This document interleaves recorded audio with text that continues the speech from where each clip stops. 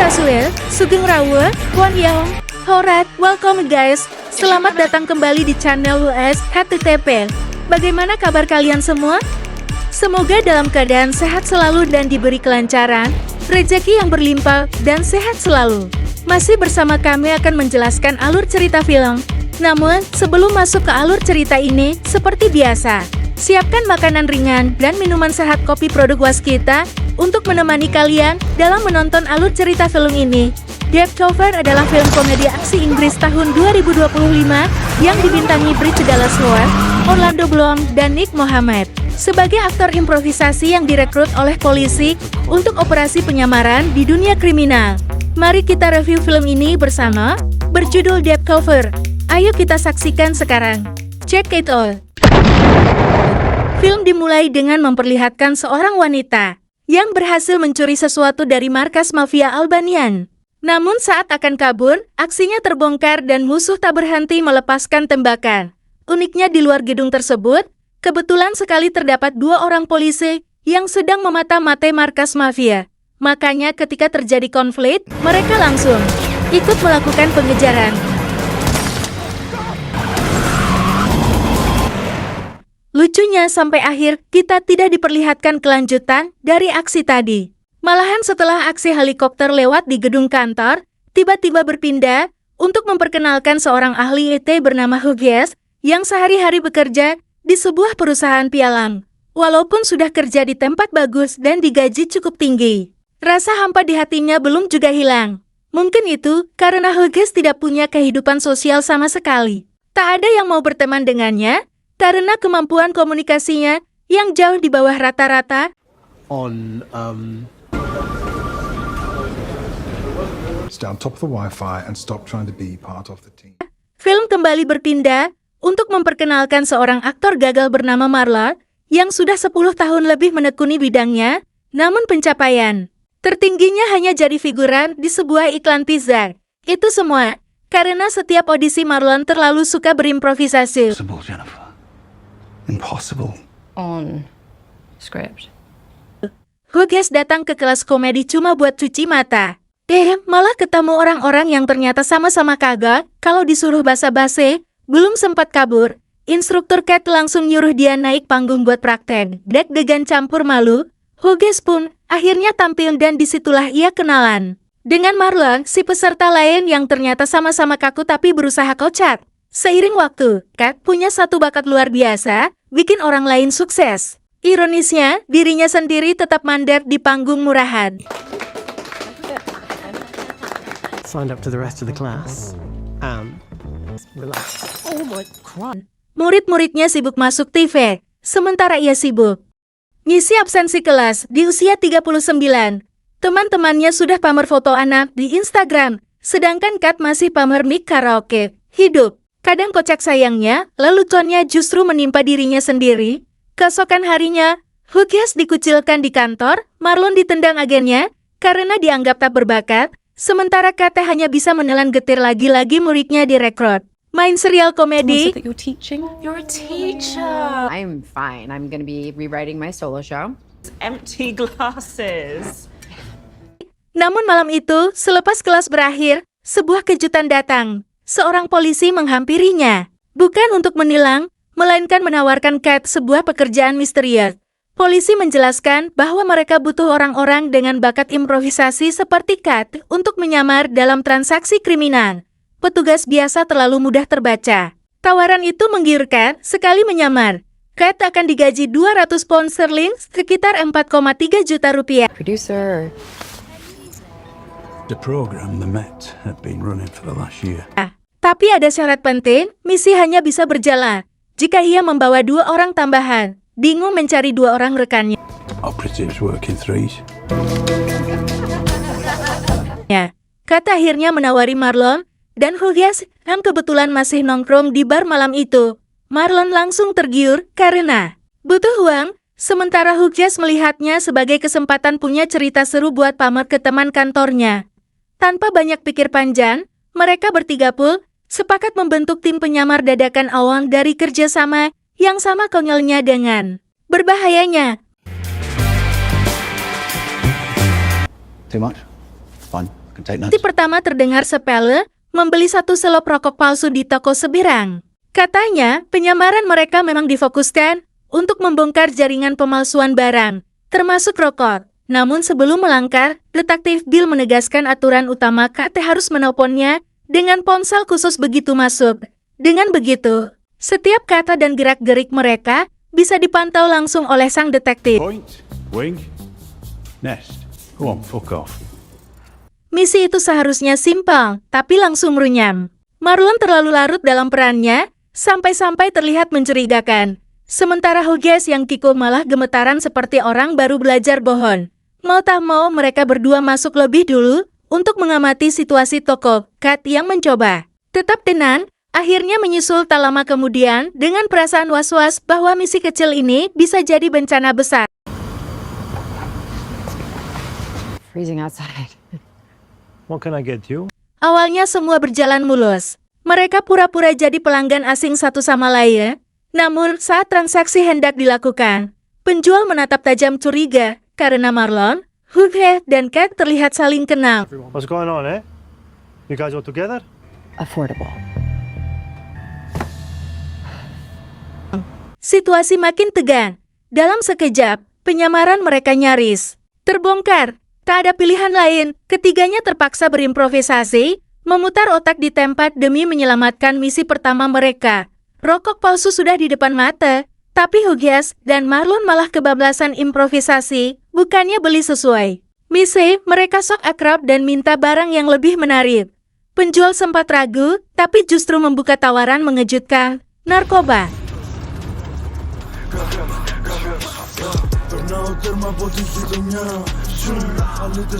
Narkoba. Dari situlah terbongkar kalau si penjual punya koneksi langsung ke salah satu bandar besar di London, sebuah kebetulan konyol yang bisa jadi peluang emas atau justru bencana. He looks like a fucking accountant. Good day, sir. Awalnya cuma disuruh beli rokok palsu, tapi kini mereka malah digiring langsung ke markas seorang bandar.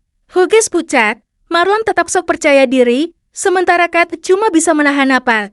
Jelas ini sudah jauh di luar misi, tapi karena terlanjur berbohong, mereka tak punya pilihan selain terus maju, berharap improvisasi konyol mereka tak berubah jadi tiket kematian. How come I've never heard of you? Clients demand discretion. We need a new supply. All right. Bandar itu dikenal dengan nama Fleedingen, penuh curiga, dan tak pernah mau sembarangan menjual barang. Dengan tatapan menusuk, ia mulai menanya satu persatu latar belakang mereka. Hughes hampir meledak karena gugup, tapi untungnya Kat dan Marlon sigap berimprovisasi. Marlon dengan percaya diri mengaku biasa memasok barang untuk para artis yang butuh inspirasi cepat, sementara Kat menimpali seolah ia manajer yang menjaga citra kliennya. Hebatnya, kisah karangan itu terdengar begitu meyakinkan sampai-sampai Flea mulai menurunkan rasa curiganya. Happy days? Di tengah ketegangan itu, Hughes hanya mengangguk-angguk kaku, berharap ekspresi beku wajahnya terlihat seperti gaya mafia dingin. Bukan pegawai kantoran yang lagi gemetaran. Wanita misterius di awan ternyata anak buah Flea. Mereka baru saja mencuri narkoba dari mafia Albania dan hendak menjualnya pada Kat seharga 800 juta rupiah. Untuk membuktikan kualitas, Flea memaksa Hughes sikutu buku polos mencicipinya. Masalah makin gawat ketika Marlon usil bertanya soal isi kantong lain, membuat Hughes harus mencoba satu persatu.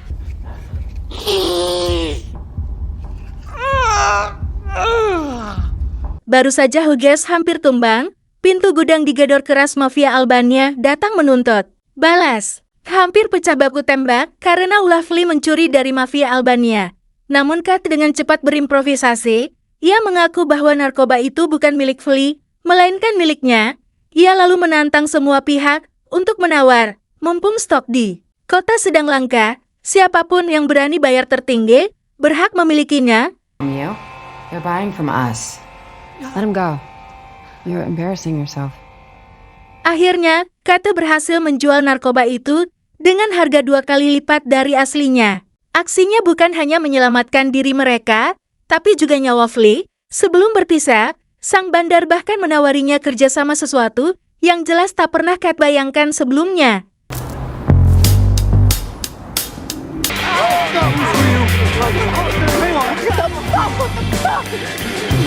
Sesampainya di markas, detektif Bill awalnya murka karena Kathy, Marlon, dan Hughes sudah keluar jalur. Tapi setelah merenung, ia sadar pencapaian mereka luar biasa, bahkan polisi yang 2 tahun menyamar di bawah Flea saja gagal. Sementara mereka hanya butuh hitungan jam. Walau penuh risiko, Bill memutuskan penyamaran harus dilanjutkan. Kathy yang semula ingin menolak, akhirnya bimbang ketika Bill menekankan satu hal. Jika sindikat narkoba ini berhasil dibongkar, nama mereka bertiga akan langsung menghiasi media nasional.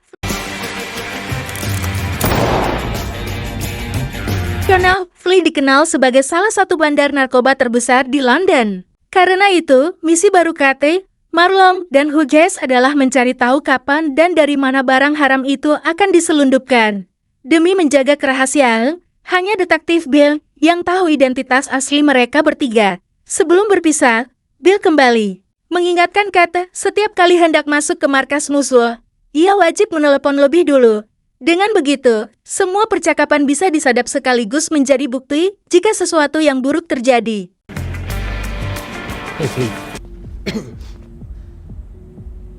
Sesampainya di markas, bukannya mendapat info soal transaksi, Flea justru menyuruh mereka menagih hutang ke klien-klien nakal.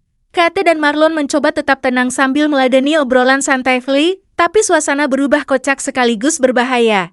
Ketika Hughes yang biasanya kikuk, malah sok akrab dengan Roach.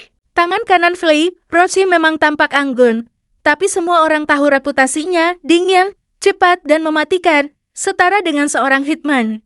Kathy, Marlon, dan Hughes dipaksa Flea jadi penagih hutang dadakan. Bukannya gangster berbahaya, alamat justru mengarah ke rumah seorang pria tua bernama Sagar. Ketiganya saling pandang bingung, kok bandar sekelas Flea bisa punya urusan sama kakak renta? Sesuatu jelas terasa janggal.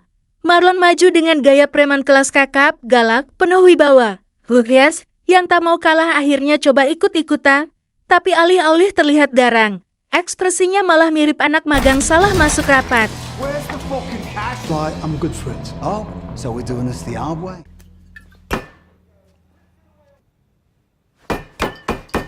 Alhasil, bukannya menakutkan, justru adegan itu jadi lebih kocak daripada mencekam. Akibat Marlon berhasil menemukan pisau lebih dulu, Sagar nekat lari keluar rumah setelah terdesak.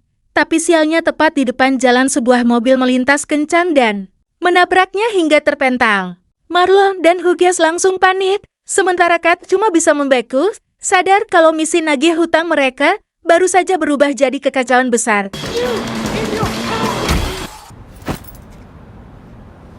Sega, mate. He's definitely Ya, dead with Sagar tewas seketika ditabrak mobil. Kejadiannya begitu cepat, tak ada yang bisa mereka lakukan. Untungnya, uang yang dicari berhasil ditemukan. Sebelum pergi, Marlon bahkan sempat mengabadikan momen itu untuk dijadikan bukti ketika bertemu Flea nanti. Di sisi lain, mereka buru-buru melapor pada detektif Bill. Takut kalau kematian Sagar akan dikaitkan dengan mereka. Namun Bill menenangkan, itu murni kecelakaan dan tak akan pernah mengarah ke mereka. Tak lama kemudian, polisi tiba di TKP. Namun alangkah terkejutnya mereka saat melihat wajah korban Sagar yang ternyata bukan orang biasa. Beberapa tahun lalu, ia dikenal sebagai hitman paling berbahaya, pembunuh bayaran yang menewaskan banyak anggota geng hingga pejabat penting. Kini polisi dibuat bingung. Apakah kematiannya benar-benar murni kecelakaan? Atau ada rekayasa di baliknya? Setelah menyisir lokasi, mereka menemukan sejumlah tanda perlawanan dan yang lebih mengejutkan, menurut kesaksian warga sekitar, sebelum tewas Sagar sempat berhadapan dengan 3 orang misterius. Neighbours saw 3 figures standing over the body. No one in town would dare go after the Iceman. These guys are different. Ternyata, sejak awal tugas itu, hanyalah ujian dari Flea untuk mengukur kemampuan mereka.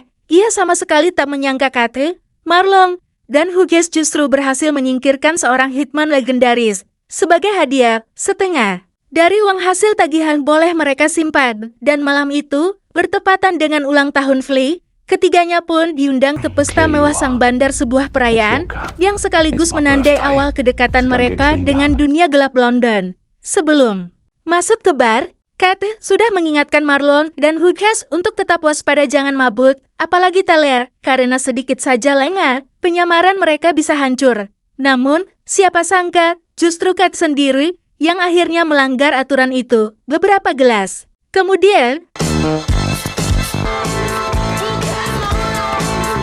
Who can't hold their drink, and it's the fucking yank. ia malah jadi pusat perhatian, menari di tengah pesta seakan lupa kalau nyawanya sedang dipertaruhkan. Di tengah jalan, sialnya Kat berpapasan dengan teman-temannya. Situasi nyaris gawat, tapi dengan kepiawaiannya, ia kembali mengarang cerita meyakinkan drugs just because life hasn't turned out how you hope. Doing something incredible. Killing fiends. Flea pun percaya bahwa mereka adalah pelanggan lamanya, apalagi gaya hidup mewah yang mereka tampilkan memang pas dengan citra clean cut selama ini. Cocok sekali. Burning rival barns, spoiling the smithies. If I didn't know you were the real deal, I think you were full of shit. Malam itu, Flea makin kepo sama mereka bertiga. Gimana caranya orang muka pas-pasan kayak kalian bisa tembus ke kalangan atas? Begitu kira-kira isi kepalanya. Kate, biar aman, pasang gaya misterius. Gue pernah bunuh 15 orang. Ujarnya datar, padahal dalam hati deg-degan takut salah ngomong. Nah, lain cerita sama Marlon. Seperti biasa, hobi ngarangnya kabur. Katanya dia kabur dari rumah umur 5 tahun, lalu keliling dunia naik kaki ayam. Ajaibnya, Flea percaya aja malah makin kagum. Who cares? Ya sibuk ngangkat nahan ketawa, obrolan makin akrab, sampai Flea curhat soal putrinya yang lagi ngumpet di Portugal. Suasana nyantai berubah tegang saat mereka tiba-tiba dipanggil menghadap bos besar. Dan plot twistnya, Flea ternyata cuma kacung. Bos aslinya? Matt Charles, kriminal kelas kakap. Kat diam-diam lapor ke detektif Bill dan dari data kepolisian ketahuan kalau Charles ini spesialis narkoba, senjata, plus perdagangan manusia. You don't even look at him, right? Singkatnya, mereka barusan naik level. Dari main catur sama pion, sekarang langsung ketemu raja. Kabar buruk cepat menyebar bos Flea tahu soal narkoba curian yang sempat kejual ulang. Masalahnya, mafia Albanian juga sudah sadar barang itu hasil nyolong. Tipu daya mereka kini resmi. Jadi bom waktu. Sementara itu, Matt Charles memperingatkan Flea agar tetap waspada pada orang-orang baru. As I used to be, you'll find me a new supply. Look, I fucked up.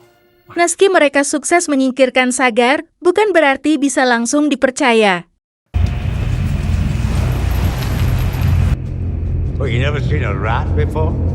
Setelah melihat jasad Sagar, Kate, Marlon, dan Hugas langsung pucat pasi, terlintas di benak mereka. Kalau penyamaran terbongkar, tamatlah riwayat kita. Namun detektif Bill tetap bersikeras, misi harus jalan terus. Di sisi lain, polisi menemukan bukti mengejutkan. Dari foto-foto penyelidikan, terlihat mafia Albanian masuk ke markas Flea padahal dua kelompok itu musuh bebuyutan.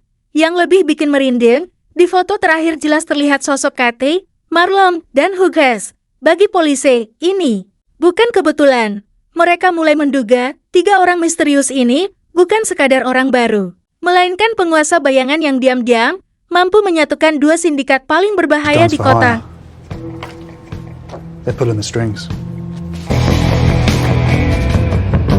Keesokan harinya, Kate, Marlon, dan Hugas ditugaskan membeli narkoba dari seorang gangster sadis bernama Kailes, orang yang bahkan pernah membuat Flea sendiri babak belur.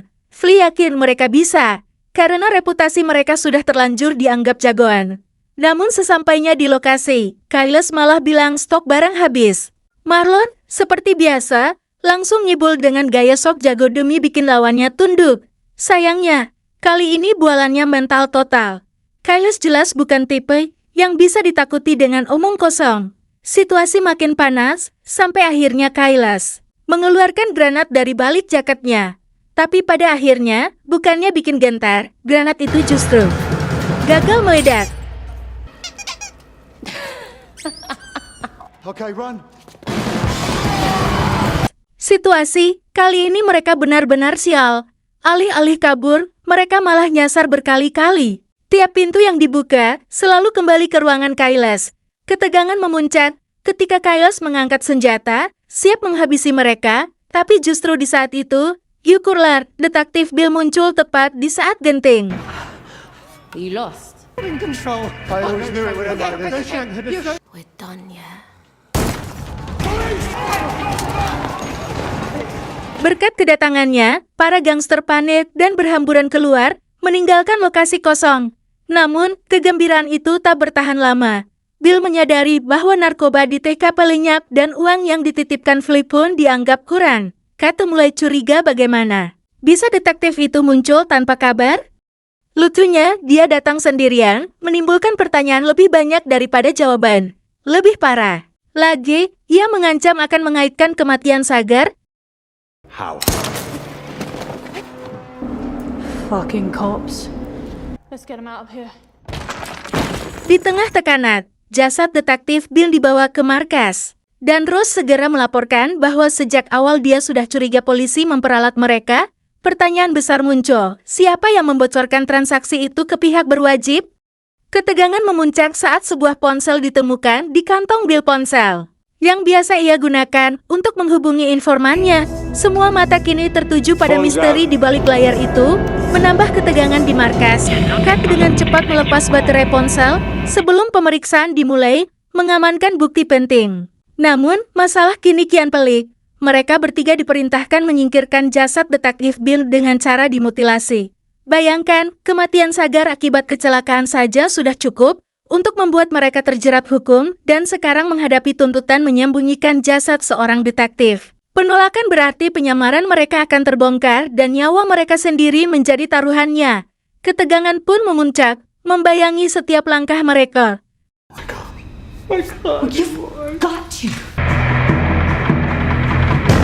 Demi bertahan hidup, Marlon memberikan diri untuk menyelesaikan tugas tersebut. Perlahan, tapi pasti, jasad detektif Bill mereka masukkan ke beberapa kantong. Di sisi lain, sejak awal Rose sudah menunggu mereka di suatu tempat. Rencananya jasad tersebut akan dikuburkan di sana. Namun berhubung mereka tak punya kendaraan sama sekali, Hughes pun menyarankan, bagaimana kalau kita sewa sepeda saja? Sayangnya, baru juga mau berangkat, tidak ada yang menunggu. Tiba-tiba mereka dihadang oleh polisi di tengah pengejaran. Tanpa sengaja mereka berpisah dan mengambil rute berbeda lucu, tapi efektif mengecoh polisi. Lebih kocak lagi, detektif Dawes semakin kesulitan mengejar karena mobilnya terhenti, dihadang oleh segerombolan ibu-ibu yang sedang belanja. Akhirnya, Go back! Move out! Alright, no, you win. You win. Jesus. Marlon dan Kate berhasil lolos, tinggal Hughes yang masih dikejar. Detektif Dawes nekat menerobos pasar demi menangkapnya. Namun, rem sepeda Hughes blong membuatnya terjun ke sungai. Ironisnya, itulah yang menyelamatkannya dari kejaran polisi. Akhirnya, ketiganya berkumpul kembali. Namun patroli polisi masih mengintai, terutama orang-orang yang naik sepeda. Kate, Marlon, dan Hughes pun butuh transportasi baru. Beruntung, malam itu Kate diundang ke rumah sahabatnya. Dan di sana tersimpan sebuah mobil mewah yang bisa mereka pinjam untuk melanjutkan pelarian. Ternyata malam itu rumah Kate penuh dengan sahabatnya, bahkan sampai menyewa seorang psikiater karena mengira Kate depresi akibat pergaulannya dengan pecandu narkoba. Is it cool I brought a friend? You distract them. I'll get the keys. Memalukan? Tentu saja. Tapi Kate tak punya waktu membela diri, justru ia memanfaatkan kekacauan itu sebagai pengalih perhatian agar Marlon bisa dengan lihai mencuri kunci mobil sahabatnya. Sementara itu, Hughes sibuk menjaga kantong jasad itu, menghadapi tantangan. Tak terduga, seekor anjing tetangga yang tak henti mengendus. Hanya sedikit robek saja, rahasia mereka bisa terbongkar. Untunglah, Marlon dan Kate muncul tepat waktu, menyelamatkan situasi sebelum bencana terjadi. Oh, it's my Uber. Oh.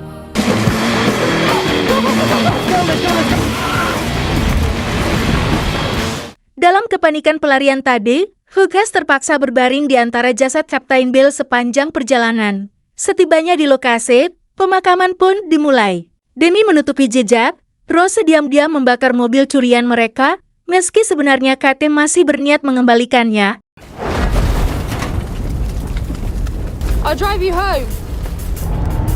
Meskipun jasad detektif Bill sudah disingkirkan, masalah baru muncul. Ponsel peninggalannya kini sedang diselidiki oleh para mafia dan Matt Charles terus berusaha mengungkap siapa pengkhianat di balik kekacauan ini. Malam itu, Kate dan Marlon menyelinap ke konter HP tempat ponsel detektif Bill disimpan. Awalnya petugas menolak, tapi Kate sekali lagi berhasil menipu dan membuka jalan bagi mereka. Malam itu, Hughas terpaksa absen karena Rose mengajaknya kencan. Siapa sangka pria kikuk ini berhasil meluluhkan hati seorang wanita mafia. Sementara itu, Kat sibuk mencari ponsel di lantai atas. Marlon malah ketahuan oleh mafia saat iklan pizza lamanya muncul di TV, membuka semua kebohongannya. Tepat saat Kate hendak mengambil ponsel sang detektif, anak buah Matt Chalf muncul dari bayang-bayang. Semua rencana mereka runtuh, penyamaran yang selama ini mereka andalkan akhirnya terbongkar. Flea terlihat panik karena kecolongan, sementara Matt Chalf menilai bawahannya tak berguna, suplir narkoba baru belum juga ditemukan. Sang bos pun memutuskan mengatur pertemuan dengan mafia Albanian esok malam. Sementara itu, Kate, Marlon, dan Hughas menghadapi konsekuensi berat, hukuman mati sebagai pengkhianat. Bukan hanya Flea, Rose juga kecewa, ternyata pria yang pernah ia kagumi adalah pengkhianat. Saat semua persiapan eksekusi selesai, tak ada lagi akting atau alasan yang bisa menyelamatkan mereka. Kat pun hanya bisa pasrah menghadapi takdirnya. Ternyata Flea sudah mual dengan kelakuan Matt Chalf, merasa dimanfaatkan dan lelah melihat nyawa melayang sia-sia. Maka, ia memutuskan membebaskan Kathy, Marlon, dan Hughas.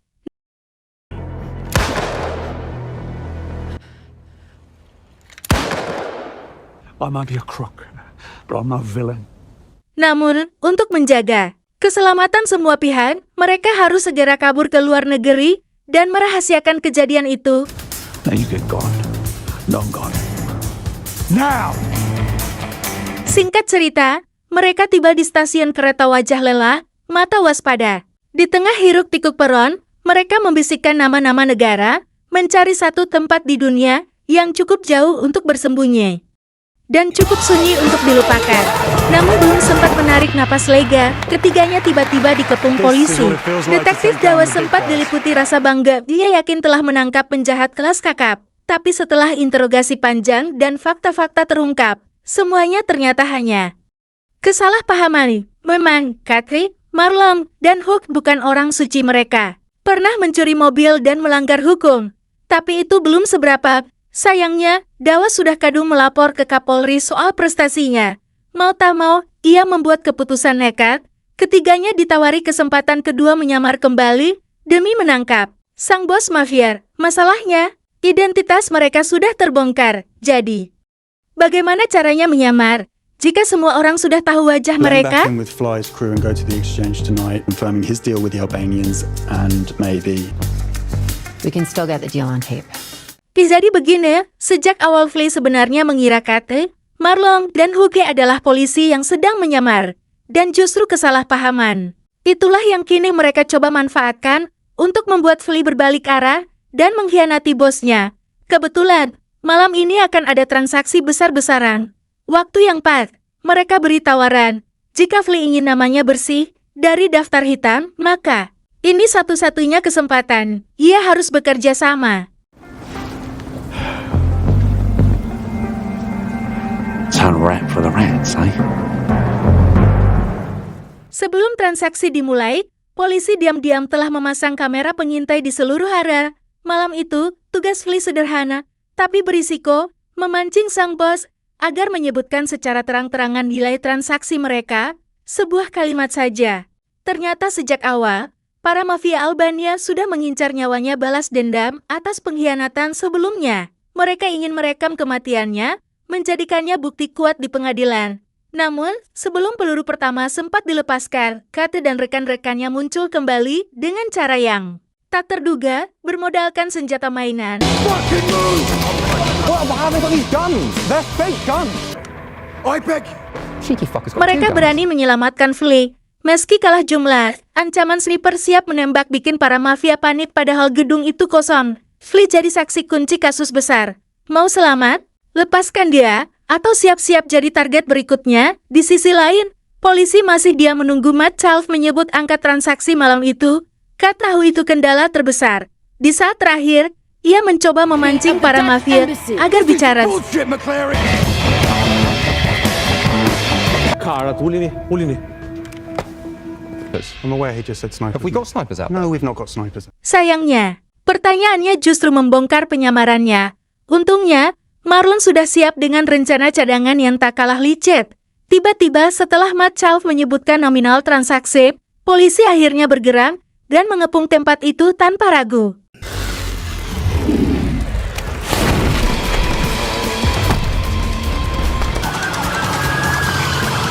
Tapi siapa sangka, di tengah kekacauan, sang bos mafia muncul kembali siap membalas dendam dengan amarah yang membara. Part of the plane.